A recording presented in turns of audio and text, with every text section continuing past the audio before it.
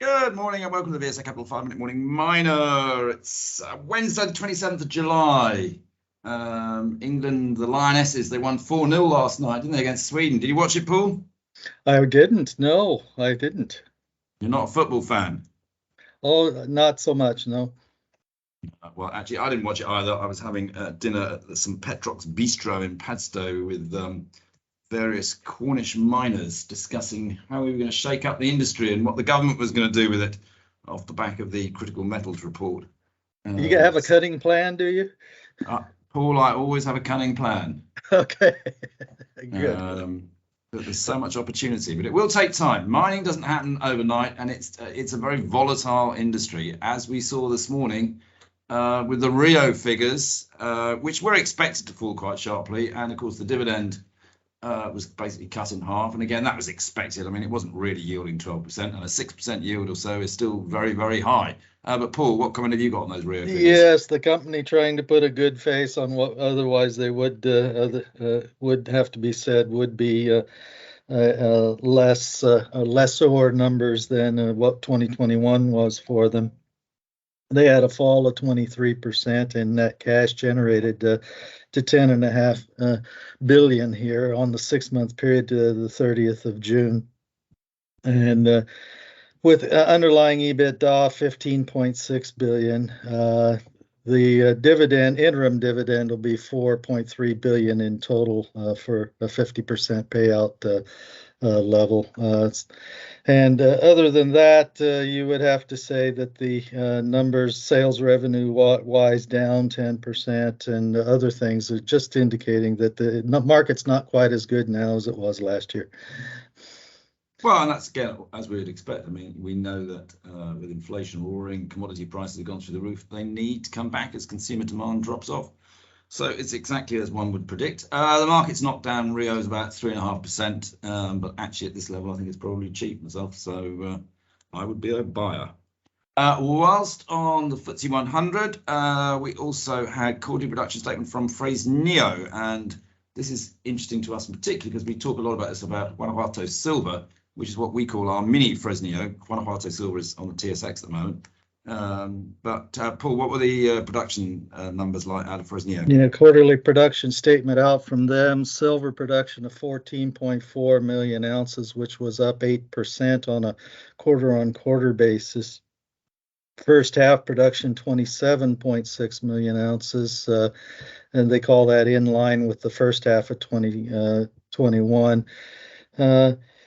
The gold production, however, versus last year was down by almost 21% to 159,000 ounces, but that was better by 6% on a quarter-on-quarter basis. First half production, gold production down 28% versus last year to 309,000 ounces. So bottom line is that production relatively steady, but the fall in the gold output definitely will be hurting the financial numbers when they report them. Yep. And whilst talking about things like silver, a VSA Capital client, Apollo Silver, out on the TSX, they've had some drill results, I think, Paul. They do indeed. The more drilling results from their Calico District project there in San Bernardino, California. Do want to caution investors, though, that it appears to me there's a major typo error there in the quotations they'd made in the text on the gold assays for these intervals, and would draw the attention of readers and investors to the table that they otherwise separately produced on gold assays, because that appears to be the correct numbers. The numbers that on silver, though, coming in very much what I would call expected from what I know about the district. Whole results coming in 137 grams over 5 meters, 107 grams over 5 meters, 86 grams over 5 meters. So very consistent from what I know from the district previously. Total drill program 21 holes here, having been reported now, and 44 holes completed to date. So making good progress there.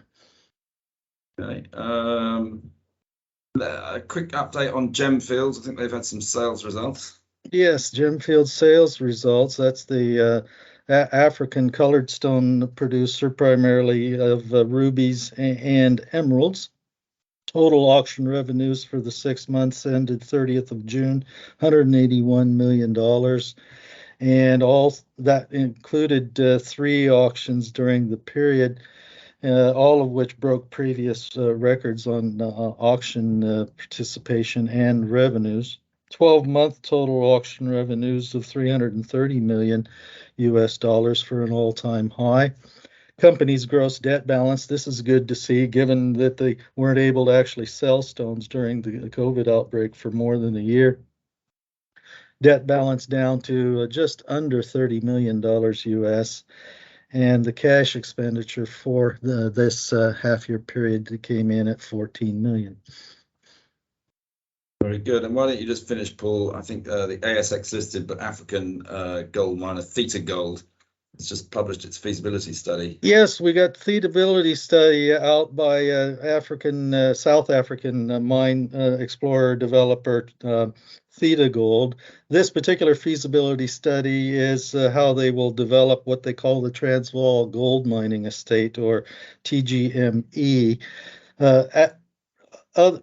Prior to several years ago, and during this period, they had been anticipating they would initially restart operations here as open pit or open cut mining.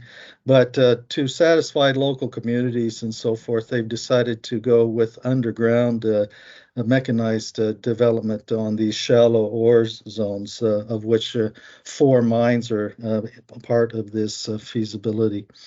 And those numbers don't look bad either. Initial 12.9-year life of mine, 540,000 tons per annum to be produced. And they're looking at 80 to 100,000 ounces per annum with an average grade of 5 grams per ton recovered and 87% gold recovery. The other thing about it is they can get this into production relatively quickly because the mill is already present. So first gold production would be in the second quarter of 2024. Very good, Paul. Let's leave it there and we'll speak again tomorrow. Very good. See you then.